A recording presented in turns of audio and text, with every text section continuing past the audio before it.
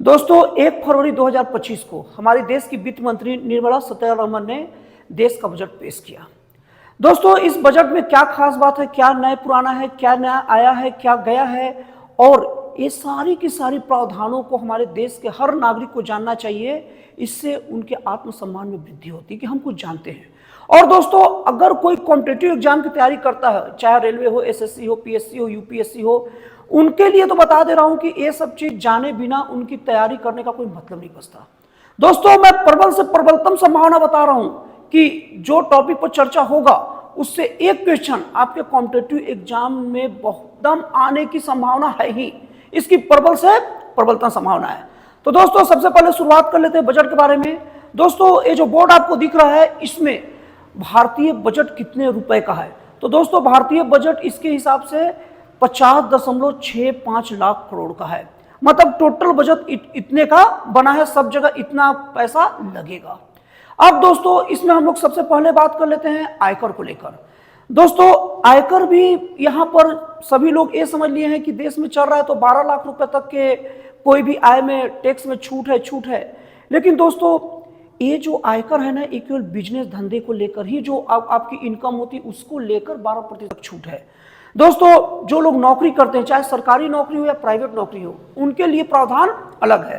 तो ये वीडियो में मैं आगे चर्चा करूंगा। तो सबसे पहले हम लोग अभी आयकर देख लेते हैं उनके लिए जो बिजनेस धंधा वाले हैं। दोस्तों इसमें 12 लाख रुपए सालाना तक के कोई भी इनकम को टैक्स से फ्री रखा गया है। अब दोस्तों कोई कहेगा कि मेरा 12 लाख 1 रुपए हो गया तो, या मेरा 12 लाख 5,000 हो गया तो, 12 लाख 10,000 हो गया तो, 12 लाख 50,000 हो गया तो। दोस्तों इसमें 12 लाख से थोड़ा बहुत आगे पीछे के लिए ना मार्जिनल छूट दिया गया है। दोस्तों एग्जांपल के तौर पर मान लीजिए किसी का अगर इनकम 12 लाख 10,000 रुपए सालाना हो गया तो वो 10,000 रुपए ही बस एक्स्ट्रा पेमेंट देगा। मतलब उसमें कुछ परसेंटेज लगाकर उसको मतलब उससे लिया जाएगा। ऐसा नहीं कि किसी का 12 लाख 1 रुपए हो गया तो उसको सीधे 15 लाख रुपए वाले में जोड़ दिया जाएगा। तो दोस्तों यहां तक आपका क्लियर हो गया। अब मैं आप लोगों को बता रहा हूं जिनका इनकम 15 लाख से है शुरू, अब उसके लिए अगर ये बोर्ड को देखें, ये जो चल रहा है इसका आप स्क्रीनशॉट ले लीजिए और ये आप अपने दिमाग में रखिए, ये आपके लिए हर जगह बहुत ज्यादा काम का चीज सिद्ध होगा। अब दोस्तों 15 लाख से जो इनका इनकम होता है उनको 36,400 रुपए टैक्स देना पड़ेगा। अब उसके बाद हम लोग आते हैं 20 लाख रुपए सालाना।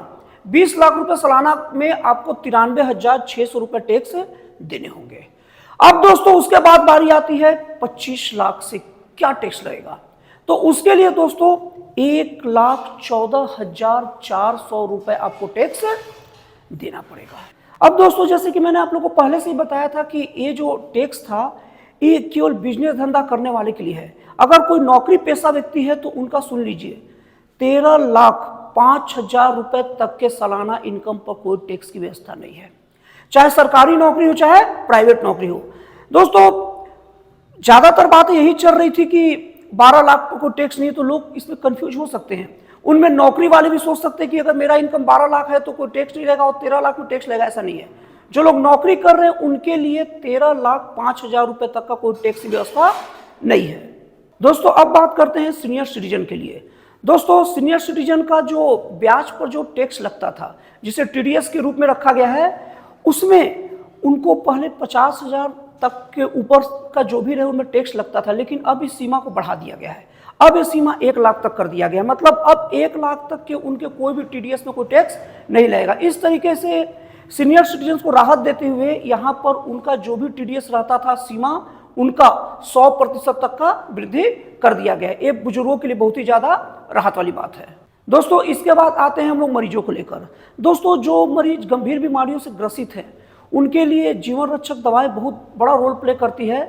तो उसको लेकर सरकार ने बुनियादी सीमा शुल्क, जिसे शॉर्ट में बीसीडी भी कहते हैं, उनमें 36 दवाओं को इससे मुक्त रखा गया है। और इसके साथ ही इसके बाद 6 और दवा, ये 36 दवा को छोड़ दीजिए वो तो पूरा फ्री है, उसमें सीमा शुल्क नहीं है। और उसके बाद 6 और अलग से जो दवा हैं उनमें केवल 5% तक का टैक्स लगाया गया है। इस तरीके से जो मरीजों को जो अलग से जो बहुत ज्यादा शुल्क देना पड़ता था उनमें बहुत ज्यादा राहत है और ये बहुत ही अच्छा कदम है।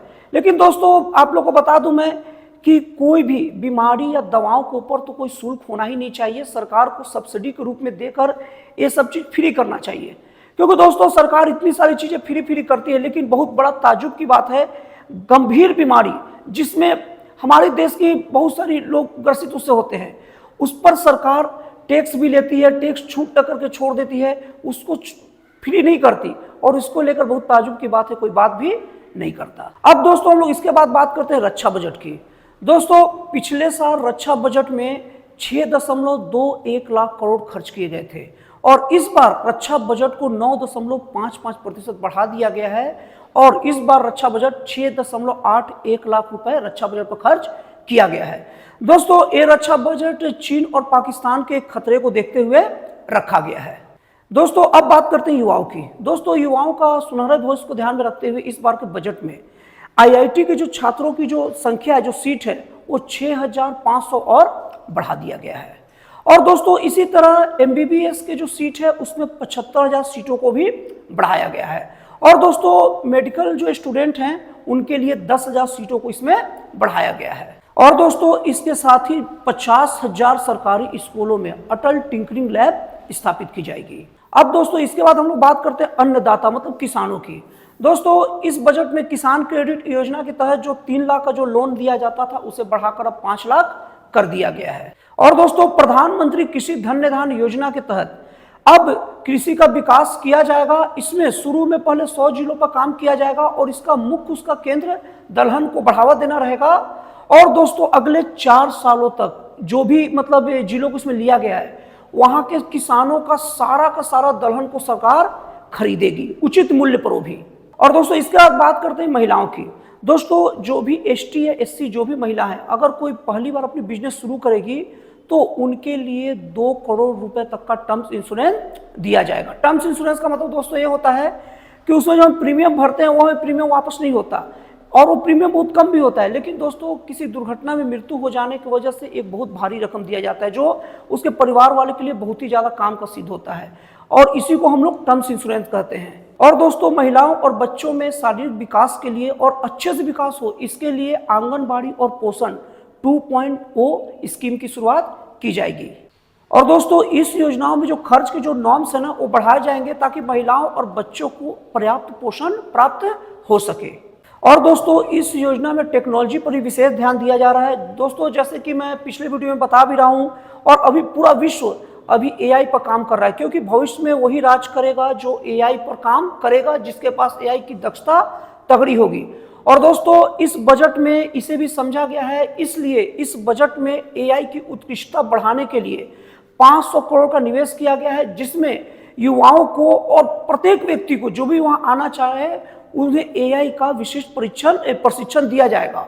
और दोस्तों इसका प्रमुख उद्देश्य है भारत को विश्व का एआई गुरु बनाने की ओर बढ़ाना। और दोस्तों भारतीय भाषा पुस्तक स्कीम के तहत हर स्कूल कॉलेज में डिजिटल पुस्तकें उपलब्ध कराई जाएगी। और दोस्तों इसके साथ एआई टेक्निक का उपयोग दलहन के उत्पादन में रहेगा। और दोस्तों 6 सालों तक का लक्ष्य दलहन को बढ़ाने के लिए रखा भी गया है। अब दोस्तों इसके बाद हम लोग बात करते हैं कि इस बजट का शेयर मार्केट पर क्या इफेक्ट पड़ा, क्योंकि दोस्तों शेयर मार्केट किसी भी देश की रीढ़ की हड्डी होती है, और शेयर मार्केट का ऊपर या नीचे जाना देश की अर्थव्यवस्था का सूचक होता है कि उस देश की अर्थव्यवस्था चल क्या रहा है। तो दोस्तों शेयर बाजार इस बजट को लेकर कंफ्यूजन में रहा, और शुरू में तो शेयर बाजार थोड़ा ऊपर गया, फ्लैट खुला, लेकिन बाद में बहुत नीचे तक गिर गया था। लेकिन दोस्तों बजट को खत्म होते होते तक शेयर मार्केट में भी शांति आई, और सभी मार्केट लगभग फ्लैट या थोड़ा ऊपर या थोड़ा बहुत ऊपर नीचे पर ही बंद हुए, उसे लगभग फ्लैट कहा जा सकता है। और दोस्तों शेयर मार्केट का ये उदासीनता, ये मार्केट को थोड़ा सा मतलब जो मन को खुश कर देने वाला है ना, वैसा प्रतीत नहीं होता, क्योंकि दोस्तों शेयर मार्केट में बड़े बड़े उद्योगपति बैठे होते हैं, बड़े बड़े दिग्गज बैठे होते हैं, और अगर शेयर मार्केट अगर उठ रहा है कोई योजना से, तो मान के चलिए कि उसमें कुछ तगड़ा होने वाला, तभी वो दिग्गज अपने पैसे को लगा रहे हैं।